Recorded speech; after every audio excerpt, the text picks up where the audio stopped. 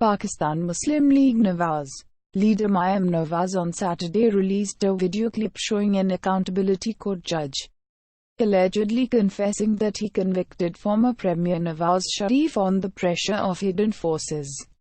Addressing a press conference here, Maryam, the daughter of jailed Premier Navaz Sharif, said that her father's entire judicial process was severely compromised.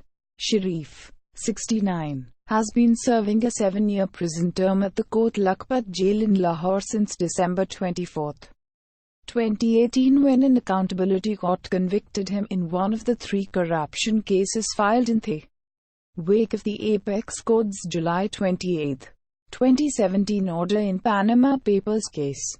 Sharif and his family have denied any wrongdoing and alleged that the corruption cases against them were politically motivated. In the video, Judge Muhammad Arshad Malik of the Islamabad-based Accountability Court is seen confessing during a conversation with PMLN supporter Nasir Bhatt that he was blackmailed and forced by hidden hands to give verdict against Sharif.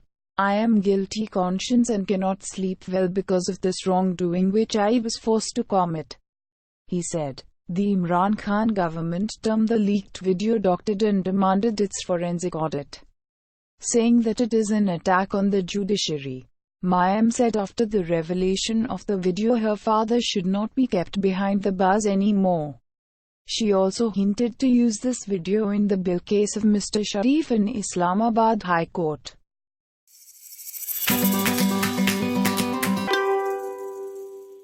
Nearly 7,000 Central Reserve Police Force (CRPF) personnel are to be deployed in the inaccessible areas of Abujamad in South Chhattisgarh to fill the security vacuum and plug the gaps through which Maoists escape when operations are launched, a senior government official said. The Union Home Ministry has asked the states to continue the offensive against urban activities of CPI, Maoists, and its front organizations. According to a note accessed by The Hindu, last year, 10 persons, including human rights lawyer Sudha Bhardwaj, were arrested by the Maharashtra police for allegedly being associated with Maoists, a charge denied by Thimasya. This year, 60 operations have been conducted, in which 34 Maoists and 17 security personnel were killed in Chhattisgarh, the worst affected state since 2016. As many as 635 operations have been launched in the state, where 370 Maoists and 179 security personnel were killed. The Abujamad forests are not on the revenue map, and the dense jungles are used by Maoists as their hideouts. It was here in February 2017 that the Central Committee, the top decision-making body of the Maoists, met and decided to pick a new leader, Basavaraju, replacing Muppala Lakshman Rao, alias Ganapati. Union Home Secretary Rajiv Gauba convened a meeting of the states affected by left-wing extremism, LWE, last week, where the redeployment of CRPF personnel and other issues were discussed. This was the first such review done after Amit Shah took charge as Home Minister in the second term of the Narendra Modi government. The extra personnel would be deployed in the interior of Bijapur and Sukma districts also. At present, around 44,000 central forces are deployed in the state other than the state police. The official said the Home Ministry had given the clearance to deploy the extra 7 CRPF battalions. Each battalion comprises around 1,000 personnel.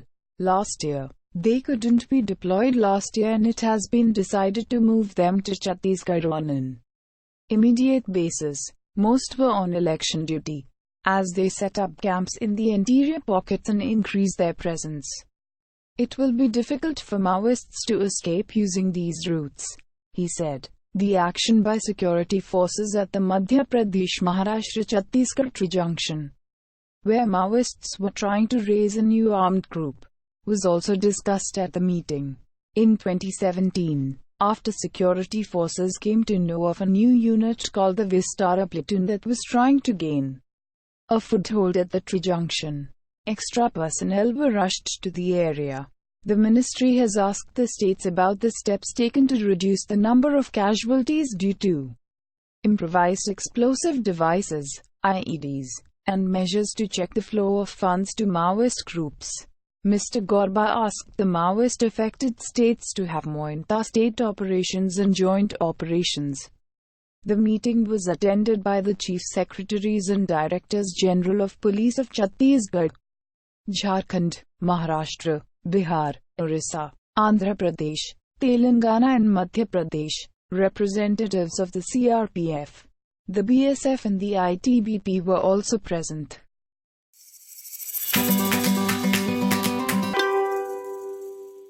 Finance Minister Nirmala Sitharaman on Saturday sought to quell complaints that the budget had ignored the middle class and punished the rich, and the government was turning protectionist in trade policies.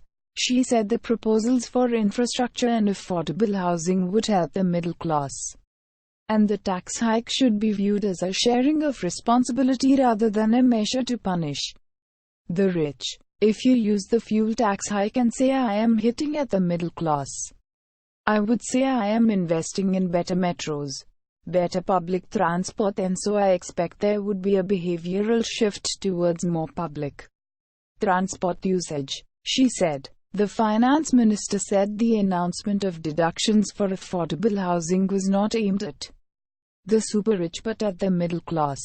She also made the point that consumption was not ignored since investment in public infrastructure would put money in the people's hands, as would the proposed minimum wage legislation the government was trying to pass. M. Sitharaman defended her announcement of a 10% import duty on newsprint and a 5% duty on imported books, saying it was aimed at encouraging domestic industry and the usage of domestic supply. I think there is enough number of publishing houses in India and also printers who have been voicing a concern, saying we are being flooded by cheap books being printed outside. She said, why should the capacities which have been invested in India lie idle just because books coming in from outside are cheap? I think there is enough newsprint in India available which should first be utilized. M. Sitharaman said, we wanted to make sure that happens. India's newsprint demand was estimated to be about 2.7 million tons in 2018-19. According to CARE ratings, the industry estimates put the domestic capacity at only 15 to 20% of it.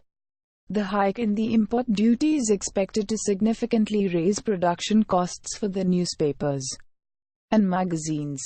However, the minister said this move, along with the numerous other import duty hikes she announced, should not be viewed as being protectionist. We have been asked if the government is becoming protectionist. Not at all.